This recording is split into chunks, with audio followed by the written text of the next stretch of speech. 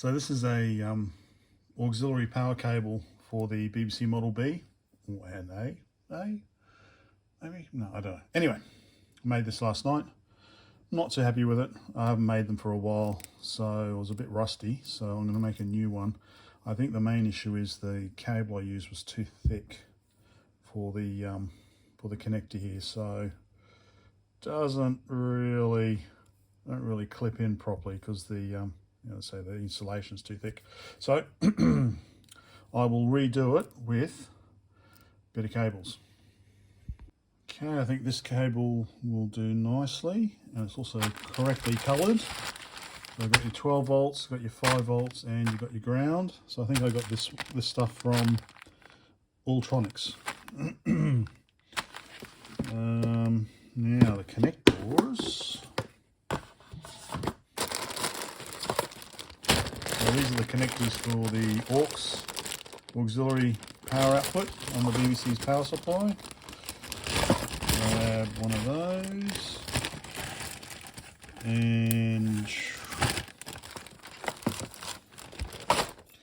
these are the pins that go in it. So 1, 2, 3, 4. We'll take 4. Hopefully we only need 4.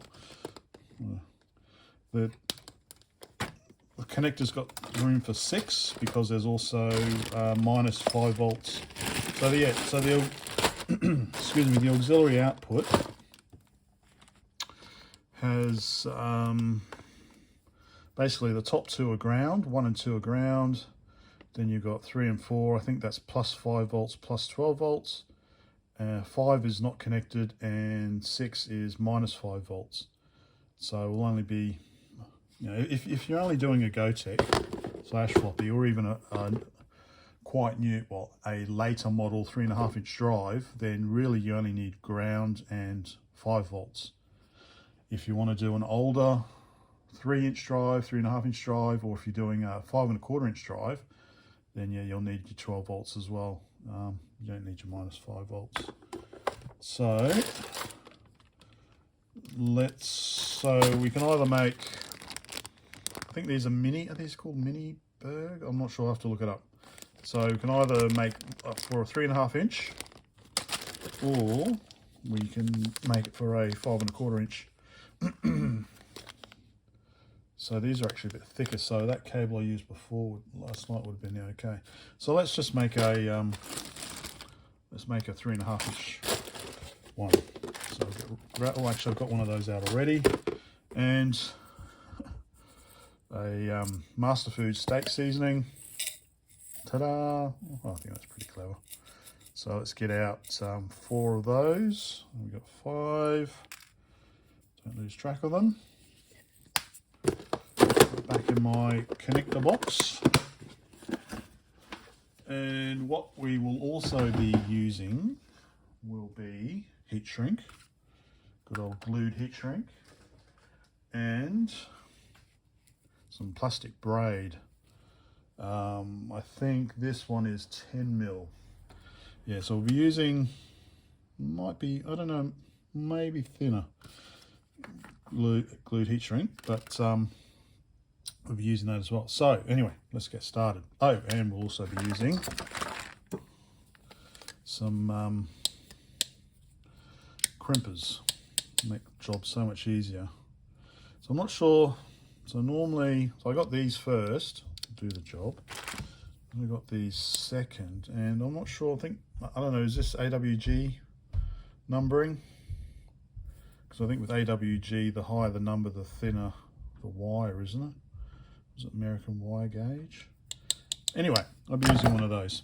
So let's get started on this end.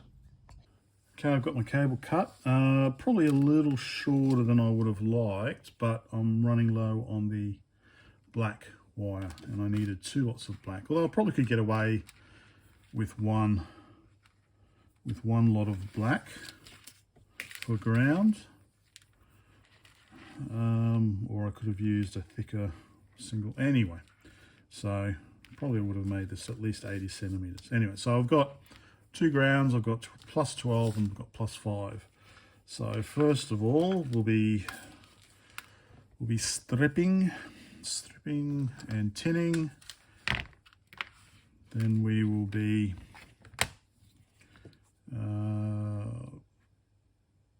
I like to tin them first, and then we'll be crimping them on and then reflowing the solder so there's a good, you know, metal on metal connection to the pin. Sorry if my accent changes a bit. I'm a bit of a bowerbird when it comes to accents. My wife's South African, so I pick up some South African accents, and cousins are Kiwis, so fish and chops. Anyway, let me get these ready to go, and I'll start again. Okay, stripped and tinned and ready to go. So I normally use the E setting, the E position. But mind you, this isn't the be all and end all of crimping. This is just how I do it. I'm probably doing it wrong. So there's two positions to crimp. So you got the first one and the second one. So I like to crimp the first one first, reflow the solder, and then with the second one, I try to position it so that the second one has got some of the insulation, so that when you're incorrectly pulling it out by the cable, at least there is a bit more mechanical strength, maybe. So let's get this set up in position E for the first one, like that. Stick it in. Okay, so we've got some insulation there as well. Crimp it. Okay, so that's that done. Now reflow the solder a bit. Probably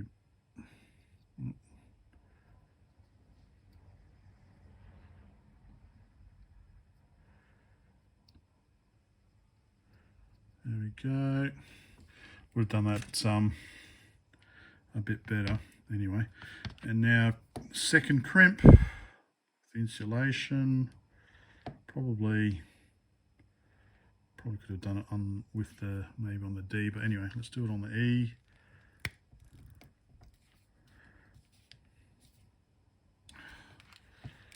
Open her up.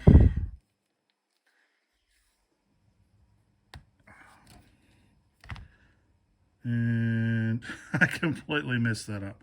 So I should have done that on the D. See, you're learning something. You're learning something. So I think I will do that on the D then. Oh, see, that's broken. I think that's still okay. Let me do another one. Okay, apologies, neighbours doing the yard Saturday morning. All right, so I've crimped the first bit, I've reflowed the solder. Let's try this again with the D setting, shall we? With the D position.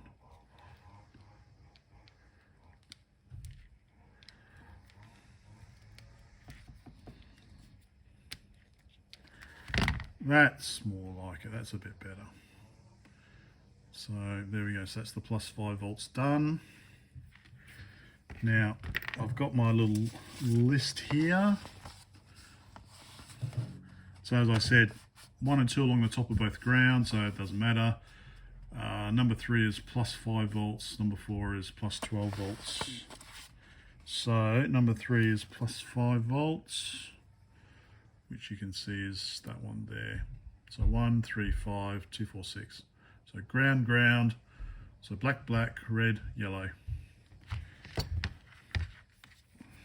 And basically they just go in. They do have spikes on the side there to prevent them from, so they kind of click in as well, I think, because you've got this bit here. So it should click in. Kind of. Sometimes I like to use pliers, and I'm going to have to go out there and do the yard, won't I now? Can't have his yard looking better than mine. So that's kind of in there nice and solid now. And we'll do the same for 12 volts. Oh, see, that clicked in. That clicked in nicely. okay, yeah, you can see the 5 volts isn't in as far, so I need to still push that in a bit. There we go, that clicked in now. Yeah, okay. So that's 2 done. Now I'm just going to do the ground. Et voila. Now we've got all ready to go, so all the pins the same height, so everything's pushed in, nice and not coming out. So now what to do? Well, because they're separate, I like to braid them. Either probably braid them separately like that, and then braid them together. I might do that, or actually rather than braid, well, yeah, braid them if you've got 3 or more. But if I'm going to do it lots of 2, what I like to do, my dad taught me this, is use a hand drill. Well, I don't have a hand drill, I've got an electric drill there, and stick one end in the vise, other end in the drill, and then spin it, and it'll braid it for you. And then I'll do them like that, stick some heat shrink on, and then stick this outer braid on. So let me get set up for that. Okay, all set up. Like I said, I normally use a hand drill, but I don't know where it is, so I've got it all ready to go on that. We'll just go slowly, so make it taut, and then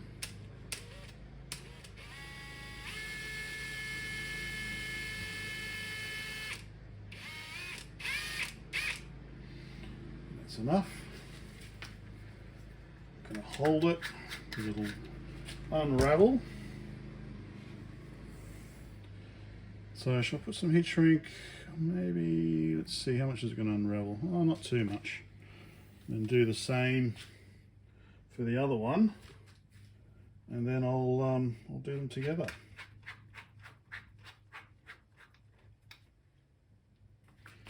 Okay.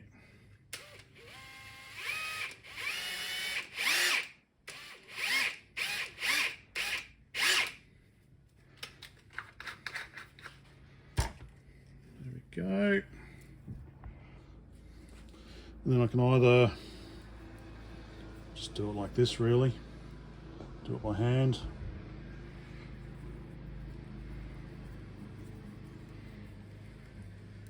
and you get the idea.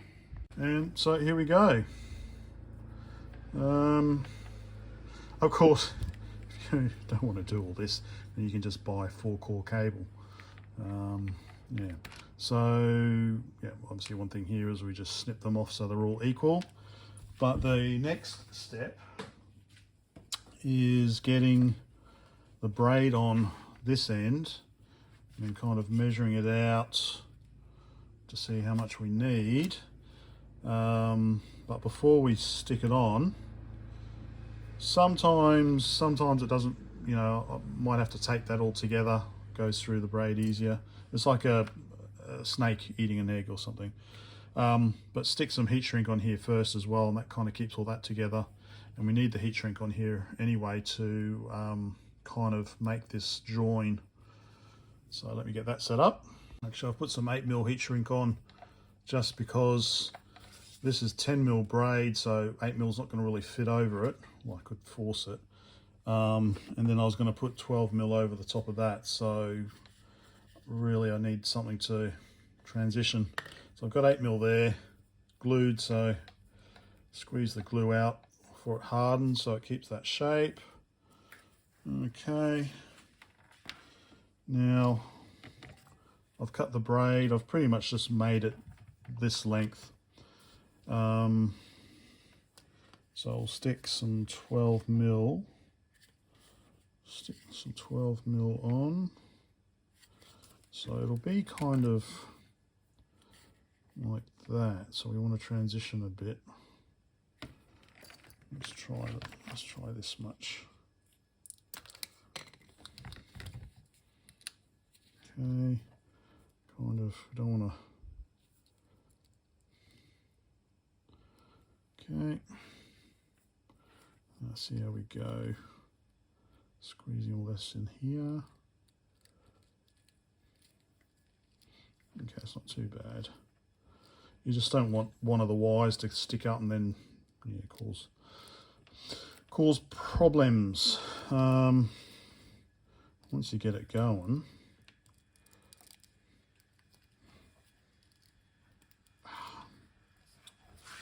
get it going, it's kind of like a snake. I think you can just, yeah, like that. Oh, we've got to blow everything away now. So yeah, let me, I'll be back. Okay. So now we go kind of like that. And that should hopefully be, we could probably come back a bit.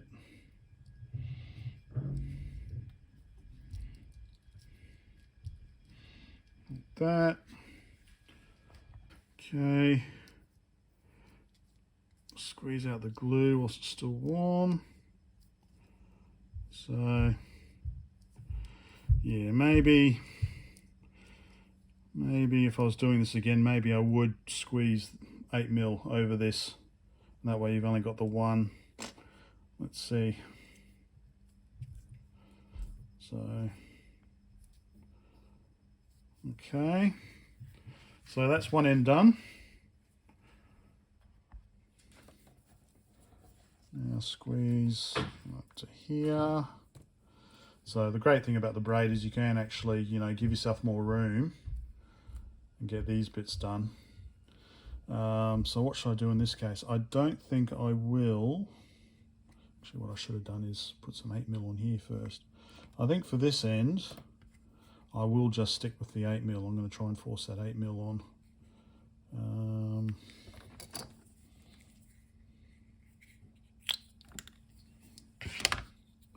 So how can I do that? Strengthen it all out like that. And then very carefully, actually what I could probably do is just tape that quickly, because that braid is just all going to disintegrate. So let me do that. Okay. Let's see if that makes it a bit easier. Oh yeah, much easier. Okay. Except for down here where it's 10mm over 8mm over 10mm. So what I probably should have done is just taped it a bit further along, and then I could take the tape off.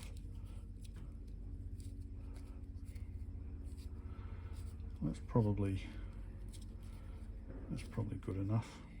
Oh, there we go. Okay, still coming down a bit. There. Okay. All right. Now let's get this. Let's get the floppy side done. Okay, so we can pull that back a bit. Doesn't really matter which ground is ground. So this is the pin out for the smaller one. So we've got this little guide thing there. So that's 5 volts red, ground, 12 volts.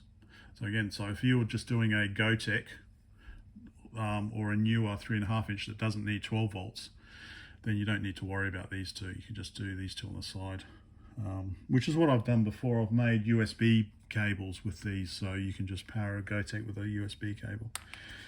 Anyway, so again, strip, tin, and then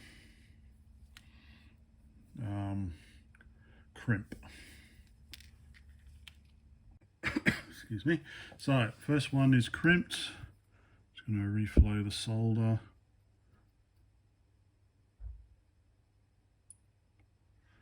Done.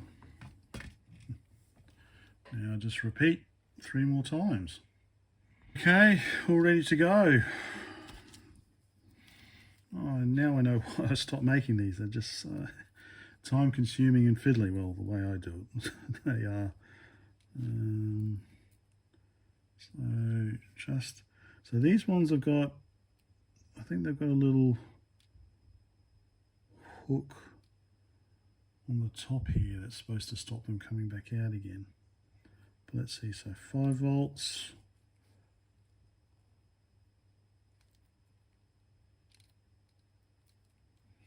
Maybe I need to lift that hook up a bit.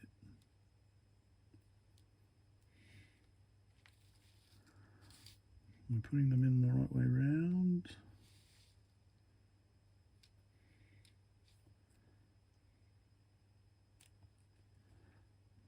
Ground.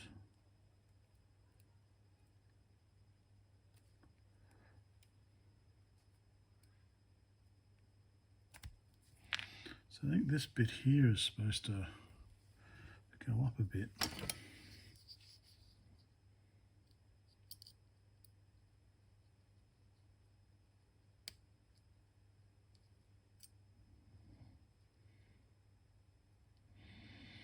Goes up like that.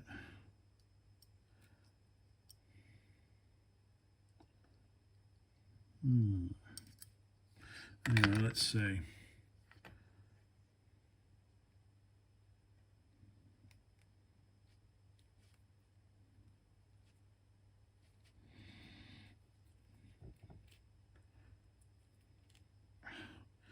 This is why I stopped making them so fiddly.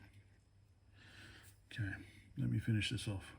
Okay, so I forced them all in with the pliers, pushing them in gently, and that seems to have done the trick.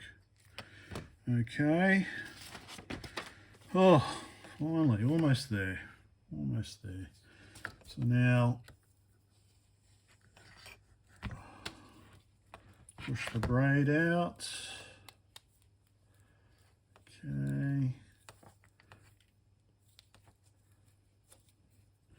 So if you find the braid is too long, you know, what I've done before as well is also just kind of snip it off around with scissors. Now this is 8mm heat shrink, so over 10mm braid. So I might bring the braid back a little bit. There's a little bit of slack in there.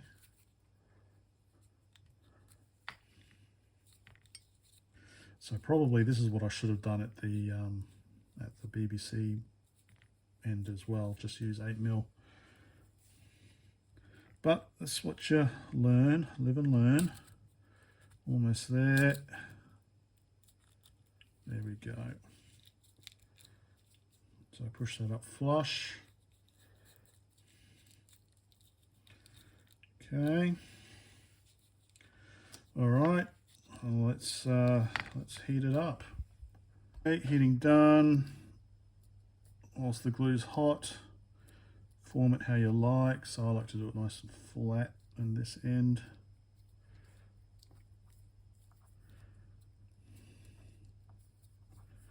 Okay.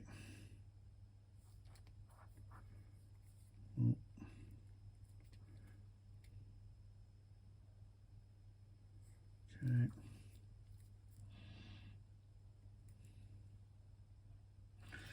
Okay. So that is basically it.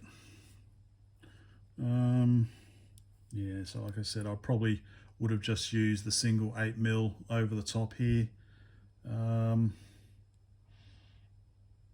Yeah, but which I've done down here. So a 10mm braid. Yeah, but obviously also the easiest thing to do is just to use multi-core cable.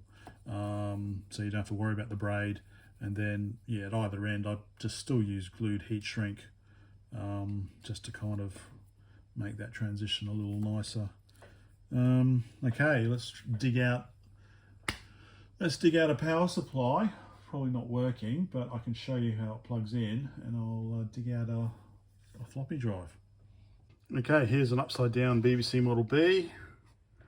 You can see there's the connector there.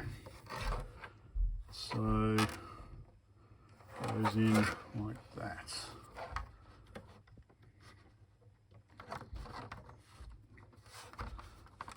So I'll do this one-handed. No, upside down. Goes in like that.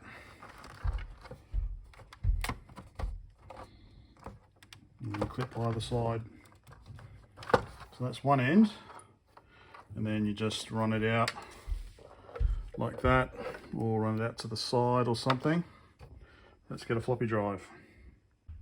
And here we go. I managed to find a 3.5-inch drive. So yeah, plugged into the other end. So that's the idea. So I would have made it a little longer so that you can run it, basically pretend there's a lid on here, basically run it underneath the machine and up like that. So yeah, that's an idea if you want to do it that way. Hope that was of some interest. Yeah, obviously that's the way I do it, which is probably a bit too labour intensive. Anyway, hope that helps.